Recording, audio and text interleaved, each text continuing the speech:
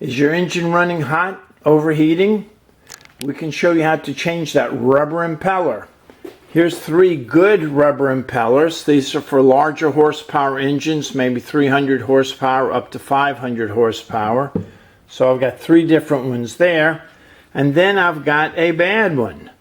Look at this guy, all chewed up and destroyed.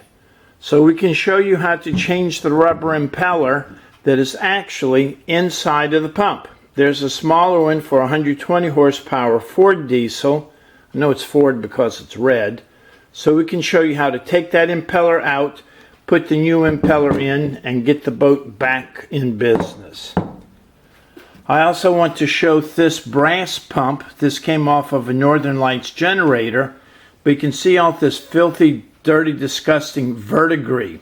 That means there's a water leak right there where my finger is. And everybody might think it's water leaking out, but yes, that is the fact, that's the evidence. But the truth is it's air leaking in. So if you've got air leaking into your self-priming water flow system, that air or those air bubbles, the cavitation or the flashing, can destroy your rubber impeller.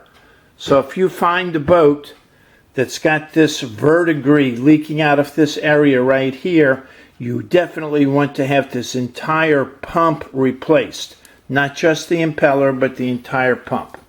If you want to learn more about boating, cruising, and DIY, including outboard motors like this that will go on your dinghy, ask Captain Chris, or come join us in Vero Beach, Florida, February 2025, and learn more about Introduction to Boat Systems.